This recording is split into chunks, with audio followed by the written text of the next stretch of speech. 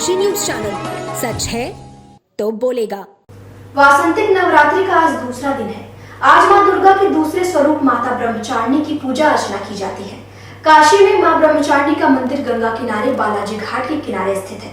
आज मां ब्रह्मचारिणी के दर्शन पूजन के लिए भोर से ही श्रद्धालु कतारबद्ध है। मान्यता है कि मां ब्रह्मचारिणी के दर्शन मात्र से ही श्रद्धालुओं को यश और कीर्ति की प्राप्ति होती है। काशी के उत्तर दिशा में दुर्गा घाट पर स्थित मां ब्रह्मचारिणी मंदिर में नवरात्र के दूसरे दिन दर्शन करने का महत्व है। मंदिर के महंत पंडित राजेश ने मां ब्रह्मचारिणी के बारे में बताया कि पुराणों के अनुसार मां ब्रह्मचारिणी ब्रह्मा जी की बेटी हैं। ब्रह्म का अर्थ है तपस्या तथा ताप का आचरण करने वाली भगवती, जिस कारण उन्हें ब्रह्मचारिणी कहा जाता है। मां ब्रह्मचारिणी का दर्शन करने से शुक्र ग्रह के दोष दूर होते हैं। आगे उन्होंने कहा कि नवरात्रि के दूसरे दिन यहाँ न सिर्फ काशी बल्कि अन्य जिलों से भी लोग दर्शन व पूजन करने के लिए आते हैं। यहाँ आने वाले दर्शनार्थियों का मानना है कि मां के दर्शन एवं पूजन से उन्हें यश व कीर्ति की प्राप्ति होती है। मां उनका व उनके घर के सभी सदस्यों की मनोकामना पूर्ण करती हैं। माता के द्वितीय स्वरूप का दर्शन है और हमने अपने परिवार की सुख समृद्धि शांति के लिए मनोकामनाएं की हैं, जो माता पूर्ण करें। और बाकी श्रद्धालु हैं जो भी मनोकामनाएं हैं, जो भी इच्छाएं हैं वो भी मांगेंगे, उनकी भी पूर्ण करें माता। बस यही मनोकामना है आज द्वितीय स्वरूप के दर्शन पे। ऐसा है कि शारदीय नवरात्र और चैत्र नवरात्र दोनों द्वितीया तिथि को दर्शन होता आ रहा है, लेकिन नवरात्र दो नहीं होते, नवरात्र 4 होते हैं। 2 गुह्य नवरात्र होते हैं और 2 प्रचलित नवरात्र होते हैं। एक चैत्र नवरात्र, एक आश्विन नवरात्र और एक आषाढ़ में शुक्ल पक्ष में जो है बढ़ता है एक नवरात्र, एक माघ मास में नवरात्र पड़ता है। ये 2 नवरात्र गुह्य होते हैं और इनका पूजन तो प्रायः सभी चारों ही नवरात्र में इनका करना चाहिए, लेकिन चूँकि 2 नवरात्र में विशेषकर चैत्र और आश्विन नवरात्र में होता है, तो आज चैत्र नवरात्र की द्वितीया तिथि है और द्वितीया तिथि को इनका दर्शन पूजन करने से विशेष पुण्य की प्राप्ति होती है। ये कहा जाता है कि एक बार जब ब्रह्मा, विष्णु और महेश तीनों ने जब मिल करके सृष्टि की रचना का भार ब्रह्मदेव पे कहा कि ऐसा है कि आप सृष्टि की रचना का प्रारंभ कीजिए, तो ब्रह्मा ने जब सृष्टि की रचना का प्रारंभ किया तो उनके प्रयत्न होने के बावजूद, कोशिश करने के बावजूद ये सृष्टि को उत्पत्ति नहीं कर पा रहे थे। तो उन्होंने भगवान शिव से कहा कि ऐसा है कि हम प्रयत्न बहुत कर रहे हैं, लेकिन सृष्टि का जो संचार होना चाहिए हो नहीं पा रहा है। तो भगवान शिव ने कहा कि बिना शक्ति की कृपा के ये सृष्टि की रचना नहीं हो सकती। तो उनके उपदेशानुसार जो है ब्रह्मा, विष्णु, महेश तीनों ने भगवती ब्रह्मचारिणी के लिए तपस्या किया और तपस्या करने के बाद भगवती ब्रह्मचारिणी प्रकट हुई। अब प्रकट होने के बाद उन्होंने जो है वरदान मांगा कि ऐसा है कि हम भगवती हमारे ऊपर आप कृपा कीजिए कि जिससे सृष्टि इस ब्रह्मांड की रचना हम कर पाएँ। तो भगवती ब्रह्मचारिणी दुर्गा देवी ने अपना ब्रह्मदंड उनको प्रदान किया, ब्रह्मदेव का। उस ब्रह्मदंड के द्वारा इस सृष्टि की रचना भई। ये ब्रह्मदंड भगवती ने आज भी धारण किया हुआ है। तो इस ब्रह्मदंड के द्वारा सृष्टि की रचना भई और ब्रह्मदेव ने अपने कार्य को पूरा व्यवस्थित किया, इसलिए इनका नाम एक ब्रह्मचारिणी पड़ा। और ब्रह्मचारिणी की पूजा करने से सभी प्रकार के मनोरथ सिद्ध होते हैं। दुर्गा सप्तशती में जो भी कोई भी मंत्र आप है, जैसे किसी की शादी नहीं हो रही है तो पत्नी मनोरमान देहि मनोवृत्तानुसारिणी तारिणीम दुर्ग संसार सागर शुक्लोद्भवा, इस मंत्र का 1.25 लाख जप करवाइए।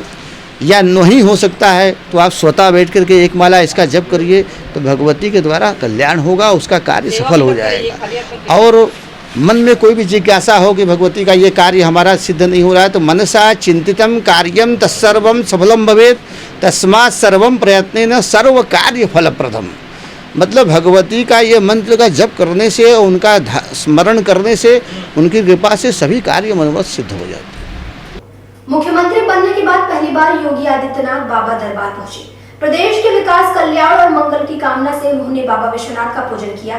बाबा का दर्शन पूजन करने के बाद सीएम ललिता घाट स्थित नेपाली मंदिर भी पहुंचे और वहां नेपाल के प्रधानमंत्री के आगमन की तैयारियों का जायजा लिया। नेपाली मंदिर में दर्शन पूजन करने के बाद मुख्यमंत्री ने नेपाली वृद्ध आश्रम में रह रही वृद्ध महिलाओं से बातचीत कर उनका कुशल क्षेम जाना। इसके पूर्व सीएम ने काशी के कोतवाल का दर्शन पूजन किया। पुजारी राजेश मिश्र ने भैरवाष्टक मंत्र से सीएम को पूजन कराया। मुख्यमंत्री योगी आदित्यनाथ ने शनिवार की रात स्मार्ट सिटी योजना से बनाए गए खिड़किया घाट के विकास कार्य के साथ ही कज्जाकपुरा में निर्माणाधीन आरओबी का स्थलीय निरीक्षण किया। उन्होंने मौके पर मौजूद सेतु निगम के अभियंता को युद्ध स्तर पर अभियान चलाकर आरओबी के निर्माण कार्य को गुणवत्ता के साथ समय से पूरा कराने का निर्देश दिया। निर्माण कार्य के दौरान सुरक्षा मानकों को पूरी तरह अपनाए जाने पर भी मुख्यमंत्री ने विशेष जोर दिया। कहा कि निर्माण कार्य के दौरान यातायात व्यवस्था को भी सुचारू रूप से सुनिश्चित किया जाए, जिससे कि आम जनमानस को किसी भी प्रकार की परेशानी न होने पाए।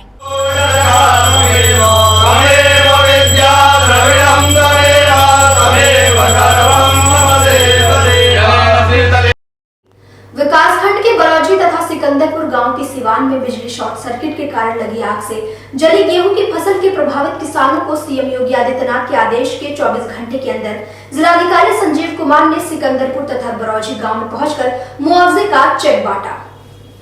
जिलाधिकारी संजीव कुमार किसानों की जली फसल के रकबे के आधार पर तय मुआवजा राशि का चेक लेकर बरौजी तथा सिकंदरपुर गांव में पहुंचे। इस दौरान उन्होंने पीड़ित 22 किसानों को मुआवजे का चेक वितरित किया। बता दें कि डीएम ने 1 हेक्टेयर पर 30,000, 1 से 2 हेक्टेयर के बीच 40,000 तथा 2 हेक्टेयर से अधिक फसल के नुकसान होने पर 50,000 की मुआवजे का मानक तय किया है। इसके तहत किसानों को जली फसल के रकबे के आधार पर मुआवजा राशि प्रदान की गई। के सिकंदरपुर और बरौजी ग्राम में कल अपराह्न में आग लगने की सूचना प्राप्त हुई थी। तत्काल मौके पर फायर ब्रिगेड द्वारा आग को बुझाया गया था। इसमें इलेक्ट्रिक शॉर्ट सर्किट की वजह से ये आग लगना बताया गया है। जो सर्वे किया गया है राजस्व के द्वारा, उसके अनुसार 21 काश्तकारों का लगभग 35 बीघे का फसल का नुकसान हुआ है। गेहूं की फसल खड़ी हुई थी और इसमें माननीय मुख्यमंत्री खेत खलिहान दुर्घटना अग्निकांड दुर्घटना लाभ योजना के अंतर्गत जो जनपद मिर्जापुर में चैत्र नवरात्र के उपलक्ष्य में बरनवाल सेवा समिति के द्वारा डंकिनगंज के आनंदी माता मंदिर में फलहार वितरित किया गया। इस दौरान नवरात्र के प्रथम दिन माता शैलपुत्री का दर्शन करने के लिए सैकड़ों की संख्या में भक्त मंदिर पहुंचे। डंकिनगंज के आनंदी माता मंदिर में सनातन धर्म की आराधना का पर्व नवरात्र के प्रथम दिन जहां श्रद्धालु माता की आराधना के लिए आम दिनों की अपेक्षा अधिक संख्या में पहुंचे, वहीं भक्तों के हित में सामाजिक संस्थाएं भी आगे आईं। बरनवाल सेवा समिति के जिलाध्यक्ष इंजीनियर विवेक बरनवाल ने गरीबों व राहगीरों को फल मिठाई और फलहार वितरित किया और कहा कि हमारे संगठन की कोशिश है कि हर साल की तरह इस साल भी नवरात्र के दिनों में नगर के विभिन्न मंदिरों में फलहार वितरण करें, जिससे कोई भी व्यक्ति भूखा न सोए। उन्होंने कहा कि इस पुनीत कार्य में सिर्फ बरनवाल समाज के ही लोग नहीं, बल्कि अन्य समाज के लोगों का भी सहयोग मिल रहा है। आज बरनवाल सेवा समिति के द्वारा पिछले नवरात्र की भांति इस भी नवरात्र में देवी स्थानों पर, नगर के अलग अलग देवी स्थानों पर प्रथमा से लेकर के अष्टमी तक फलहार वितरण का कार्यक्रम किया जा रहा है, जिसमें शुद्ध देसी घी से निर्मित आलू, उसके बाद फल, केला, सेव, इन सब का वितरण किया जा रहा है और पूरे समिति के सदस्य पूरे तत्परता से इस कार्यक्रम में लगे हुए हैं। साथ ही साथ अलग समाज के भी लोग, प्रतीक अग्रवाल जी हैं, सौरभ श्रीवास्तव जी हैं, सौरभ मिश्रा जी हैं, सभी समाज के लोग इस कार्यक्रम में सहयोग कर रहे हैं और कार्यक्रम बरनवाल समाज के बैनर में हो रहा है और हम लोग इस कार्यक्रम को कोशिश है हर नवरात्र में करते रहें, जिससे कि लोगों को फलहार ग्रहण करने का अवसर मिले और हम लोग कुछ सामाजिक कार्य करते रहें। जनपद गाजीपुर के वरिष्ठ नेता राजेश राय को समाजवादी पार्टी ने निष्कासित कर दिया है। पार्टी से निष्कासन के बाद राजेश राय का दर्द छलका है।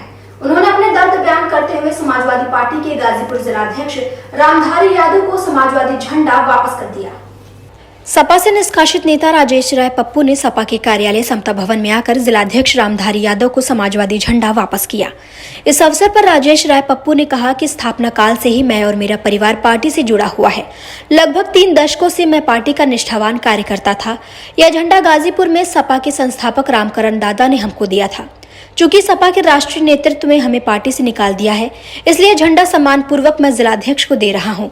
आगे उन्होंने कहा कि जब से पीले गमछे वाले नेता के सहारे आपराधिक प्रवृत्ति वाले अंसारी परिवार सपा में आया है, तब से निष्ठावान कार्यकर्ता उपेक्षित हो रहे हैं। उन्होंने बताया कि मुहम्मदाबाद के नवनिर्वाचित विधायक अपने पिता के साथ 1-2 दिन पहले सपा के राष्ट्रीय अध्यक्ष के पास गए थे और मेरी शिकायत कर मुझे पार्टी से निकलवा दिया। पीले झंडे वाले नेता के सहारे अंसारी परिवार ने समाजवादी पार्टी के राष्ट्रीय नेतृत्व को हाईजैक कर लिया है। मैं दल के निर्माण काल से दल का एक सिपाही रहा। जो भी जिम्मेदारी जब भी दल ने मुझे दिया, पूरी निष्ठा और ईमानदारी से, निस्वार्थ भाव से मैंने निभाया। मेरा उसमें कोई हित नहीं रहा, अहित नहीं रहा। जो पार्टी का निर्देश रहा उसी का अनुपालन किया। ऐसे में आपने आज अपना झंडा जी, इसका विशेष कारण ये है कि आज दल में चाहे जिस कारण से हुआ हो, आपराधिक प्रवृत्ति के लोगों का पदार्पण हो चुका है, जिनके खिलाफ 15 साल लगातार मुहम्मदाबाद में मैंने झंडे का सम्मान बचाया, डोर टू डोर चला। जब उन लोगों ने उस समय तत्कालीन आप जिला अध्यक्ष थे और श्री लल्लन यादव जी एमएलसी यहाँ के प्रभारी थे, अपने दरवाजे से हम लोगों को उठा दिया था कि सपा का झंडा लेकर यहाँ कभी मत आइएगा। 2007 में मैंने वहाँ कार्यालय बनवाया, कार्यालय चलाया और लगातार दल की नीतियों पर छोटा कार्यक्रम, बड़ा कार्यक्रम, जो भी दल का कार्यक्रम हुआ उसको किया। लेकिन इसी अंसारी परिवार के खिलाफ मैं लड़ता रहा और जब से ये अंसारी परिवार का पदार्पण हुआ एक पीले गमछे वाले नेता के माध्यम से, आज स्थिति ये है कि वह अपरोक्ष रूप से राष्ट्रीय अध्यक्ष जी के यहाँ, माननीय श्री अखिलेश जी के यहाँ, उस पीले झंडे वाले के माध्यम से अपनी बात को थोप रहे हैं, पहुंचा रहे हैं और गाजीपुर में समाजवादी पार्टी को हैक कर चुके हैं। ऐसी परिस्थितियों में मुहम्मदाबाद में जो समाजवादी विचारधारा के लोग थे, वह सारे लोग अभी भी मेरे कार्यालय पर बैठते हैं, प्रतिदिन बैठते हैं और हम लोग निस्वार्थ भाव से, विधायक एमपी नहीं है तब भी थाना में, एसडीएम के यहाँ, पुलिस के यहाँ जो भी कार्य आता है, ये कह के कि मैं समाजवादी पार्टी का एक नेता हूँ, बोल रहा हूँ, ये काम करिए। भारत के दो सबसे बड़े समुदायों से जुड़ा पर्व नवरात्रि और रमजान में लोगों के बीच आपसी प्रेम, सौहार्द एवं सुरक्षा बनी रहे, इसे ध्यान में रखकर पुलिस अधीक्षक बलिया द्वारा बलिया शहर में पैदल गश्त कर व्यापारियों व आमजन से संवाद करते हुए उन्हें सुरक्षा का विश्वास दिलाया गया। बलिया पुलिस अधीक्षक राजकरण नैयर द्वारा नवरात्रि एवं रमजान के त्योहारों पर सुरक्षा व्यवस्था, खासकर बालिकाओं एवं महिलाओं की सुरक्षा के दृष्टिगत जनपद में थाना कोतवाली क्षेत्र अंतर्गत बलिया शहर में पैदल गश्त किया गया। इस दौरान उन्होंने शहर के विभिन्न प्रकार की दुकानों पर पहुंचकर दुकानदारों एवं आमजन से शांति सुरक्षा व्यवस्था के संबंध में संवाद स्थापित कर उन्हें सुरक्षा का भरोसा दिलाया। इसके अलावा पुलिस अधीक्षक बलिया के निर्देशन में जनपदीय पुलिस द्वारा अपने अपने थाना क्षेत्रों में भारी पुलिस बल के साथ भीड़ भाड़ वाले स्थानों, बाजारों, मुख्य चौराहों पर पैदल गश्त किया गया। इस अवसर पर पुलिस ने संदेश दिया कि जनपद में शांति, सौहार्द एवं कानून व्यवस्था बनाए रखने के लिए बलिया पुलिस कटिबद्ध है।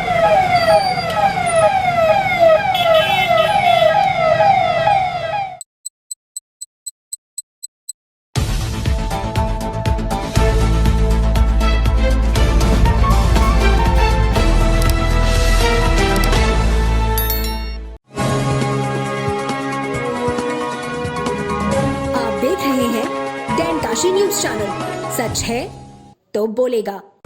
जनपद बलिया में भारतीय पत्रकार संघ तहसील इकाई रसड़ा की बैठक संपन्न हुई। इस बैठक में उमाकांत विश्वकर्मा को भारतीय पत्रकार संघ तहसील इकाई रसड़ा का अध्यक्ष मनोनीत किया गया। बलिया जनपद के रसड़ा में एक निजी आवास पर भारतीय पत्रकार संघ तहसील इकाई रसड़ा की एक आवश्यक बैठक वरिष्ठ पत्रकार व संरक्षक संतोष सिंह की देखरेख में की गई। बैठक में नए कार्यकारिणी सदस्यों का गठन किया गया, जिसमें सर्वसम्मति और जनपदीय पदाधिकारियों की सहमति से उमाकांत विश्वकर्मा को भारतीय पत्रकार संघ तहसील इकाई रसड़ा का अध्यक्ष मनोनीत किया गया। साथ ही बैठक में आरिफ अहमद अंसारी और राघवेंद्र कुमार गौतम को उपाध्यक्ष, निहाल अख्तर को कोषाध्यक्ष, संतोष सिंह और अख्तर जमील को संरक्षक, शुभम तिवारी को संगठन मंत्री, नियाज अहमद को महामंत्री, आशु खरवार को मंत्री तो वहीं अजय निगम को सूचना एवं प्रसारण मंत्री मनोनीत किया गया। जनपद वाराणसी स्थित काशी हिंदू विश्वविद्यालय के शोध छात्रों ने फेलोशिप में वृद्धि के लिए सेंट्रल ऑफिस के पास प्रदर्शन कर विश्वविद्यालय प्रशासन को ज्ञापन सौंपा।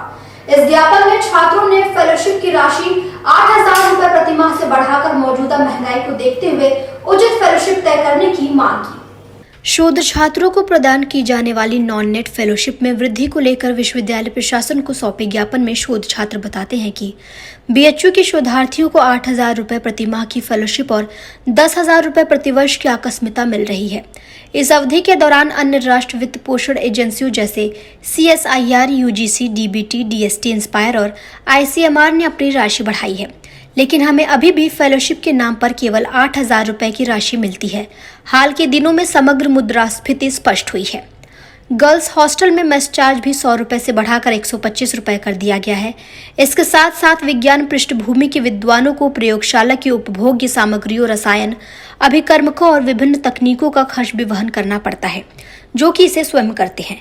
शोध छात्रों के इस वित्तीय संकट को देखते हुए विश्वविद्यालय प्रशासन को फेलोशिप में वृद्धि करनी चाहिए। पिछले 6 महीने से मैं इस डिपार्टमेंट में रिसर्च कर रही हूँ, लेकिन रिसर्च के फेलोशिप की वजह से एक बार सोचने को हो रहा है कि रिसर्च आगे का क्या होगा हमारा, क्योंकि हर जगह इंस्ट्रूमेंट अगर फैसिलिटी हम कहीं यूज़ कर रहे हैं दूसरे डिपार्टमेंट में तो उसके लिए भी मुझे फीस पे करने पड़ते हैं और वो हमारे फेलोशिप से ही जाता है। तो इसलिए हमें आगे जाके और भी परेशानी होगी, इसलिए हम चाहते हैं कि हमारा फेलोशिप हमारा 8,000 से कुछ बढ़ के एक्स्ट्रा हो ताकि हमें रिसर्च करने में सपोर्ट मिले। आज आप लोगों ने क्या किया? आज हम लोगों ने सारे एप्लीकेशंस जो भी थे, जितने भी रिसर्च स्कॉलर थे, सारे डिपार्टमेंट को का साइन करा के वीसी सर को पास आगे फॉरवर्ड किया है। उसके बाद जो भी रिस्पांस आएगा उसके साथ हम लोग आगे बढ़ेंगे। लगातार दूसरी बार प्रचंड बहुमत के साथ सरकार बनाने के बाद पहली बार सीएम योगी आदित्यनाथ वाराणसी पहुंचे। वो बनारस में ही रात्रि विश्राम करेंगे। इस दौरान वो यहाँ चल रहे विकास कार्यों का निरीक्षण और अधिकारियों संग बैठक कर सकते हैं। हालांकि अब तक के प्रोटोकॉल के अनुसार ऐसा कोई अधिकृत कार्यक्रम घोषित नहीं है। मुख्यमंत्री योगी आदित्यनाथ वाराणसी पहुंच चुके हैं। पुलिस लाइन में उनका हेलीकॉप्टर तय समय पर उतरा। यहां से उनका काफिला सीधे सर्किट हाउस के लिए रवाना हो गया, जहां प्रशासनिक अधिकारियों के साथ मुख्यमंत्री करीब 6,000 करोड़ की विकास परियोजनाओं की समीक्षा करेंगे। सर्किट हाउस में होने वाली इस बैठक में प्रशासनिक अधिकारियों की माने तो इसमें सिर्फ प्रशासनिक अफसर मौजूद होंगे। इसके बाद जनप्रतिनिधियों के साथ बैठक होगी। सूत्रों की माने तो अपने वाराणसी दौरे पर इस महत्वपूर्ण बैठक में मुख्यमंत्री का मुख्य फोकस मई के अंत तक पूरी होने वाली परियोजनाओं पर होगा, ताकि जून में प्रस्तावित प्रधानमंत्री के आगमन पर उनका लोकार्पण हो सके। सीएम की वरुणापार में चल रही पेयजल परियोजनाओं व जायका के तहत सीवरेज से जुड़े कार्यों की प्रगति पर विशेष नजर रहेगी। इसके अलावा गंगापार में लोक निर्माण विभाग की करीब 2600 करोड़ की परियोजनाओं में 6 लेन सड़क, helipad, parking, park, food court सहित करीब 1 दर्जन विकास कार्य शामिल हैं।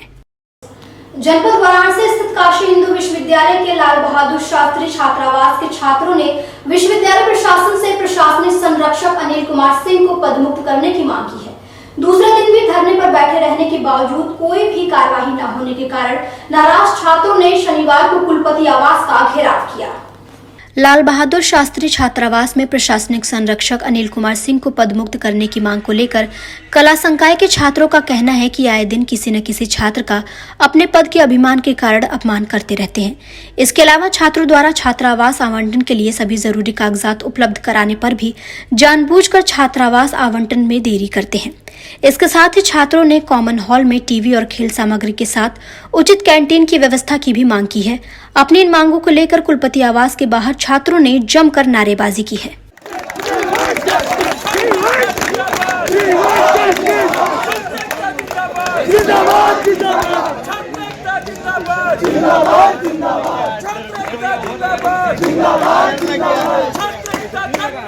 सिंह का ये प्राइवेटाइजेशन के रूप में जो 1500 रुपया पर मंथ ले करके यहाँ पर बाहरी छात्रों को यहाँ पर निवास स्थान दे रहे हैं, जबकि यहाँ पर पढ़ने वाले शोध छात्र और यहाँ के छात्रों को वो उनका हॉस्टल आवंटन होने के बावजूद कमरा बोल रहे हैं कि यहाँ पर उपलब्ध नहीं हो पाएगा। ये सबसे बड़ी मुद्दा है कि बाहरी छात्रों को 1500 रुपया, ये कोई प्राइवेट कॉलेज नहीं है, प्राइवेट यूनिवर्सिटी नहीं है, जो कि बाहरी लोगों को 1500 रुपया पर मंथ पर ये हॉस्टल अलाट कर रहे हैं और यहाँ के छात्रों को ये नहीं दे रहे हैं। कब ये इनका साफ कहना है कि यहाँ पर हॉस्टल में एक भी कमरा खाली नहीं है।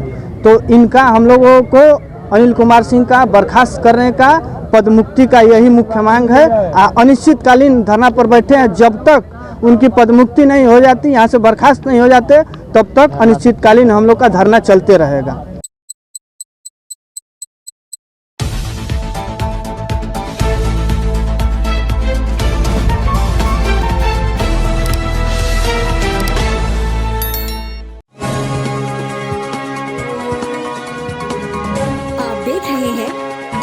न्यूज चैनल, सच है तो बोलेगा।